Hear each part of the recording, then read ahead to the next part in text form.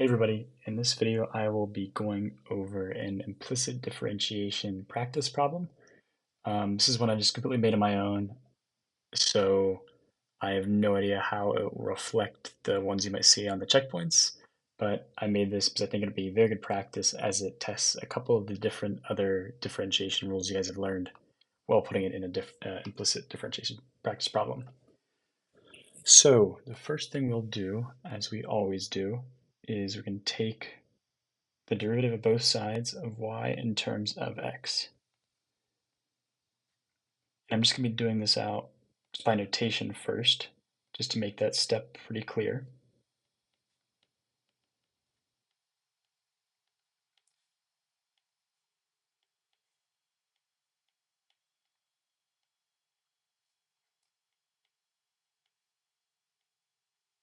Alrighty.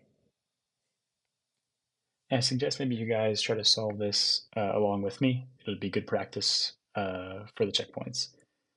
So now that I've written this notation down, it's time to actually take the derivatives. So first, I'm just going to do this part down here. And you may notice this is a function times a function. So we're going to use the product rule. I'm just going to take the 4 out. I don't really want to deal with it. I mean, you can make it part of one of those functions like the 4e to the 2x or 4y, but it ends up being just the same if you take it out because it's like a constant coefficient.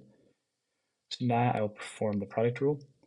I'll do the derivative of the first function, so that'd be e to the 2x times 2.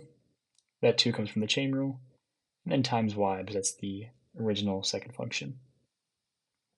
This will be added to the original e to the 2x times a y prime. Now onto this part right here, the sine of 2y. Tiny bit tricky, so don't get caught up in this too much. So derivative of that outer function, with the outer function being sine, we'll have cosine of 2y. And then using the chain rule, we'll have to multiply by the derivative of the inside. So the derivative of 2y is going to be 2 times y prime. As a little side note, the reason it's 2y prime is if we have the derivative of 2y and we do the chain rule for this,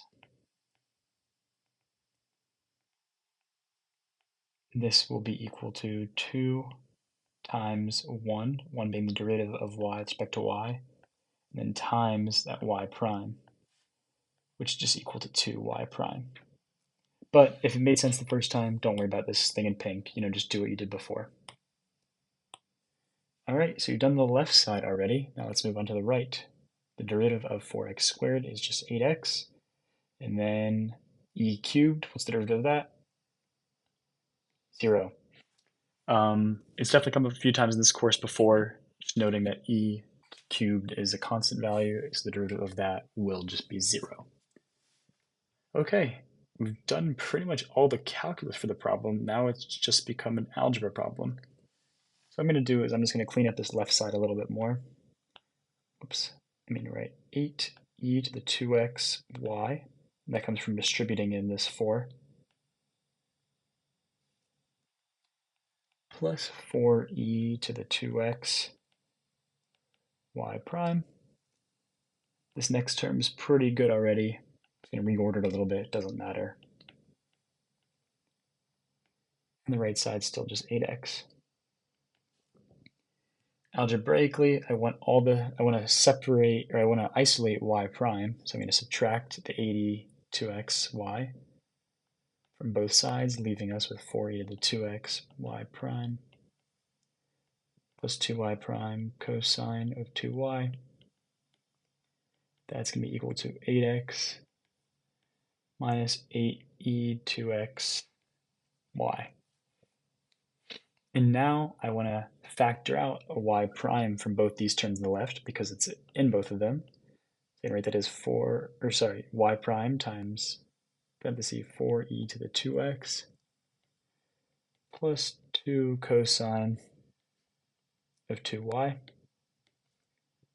Still going to be equal to 8x minus 8e to the 2xy. And final step, well, one of the final steps, now we just divide that whole big 4e to the 2x plus 2 cosine 2y, which leaves us with 8x minus 8e to the 2x times y all over 4e to the 2x plus 2 cosine of 2y. This is pretty good right here. I'm going to simplify it even just a little bit more because, as you can see, I have an 8, a 4, and a 2. That means I can factor out a 2 from everywhere, which leaves 4x minus 4e to the 2x y,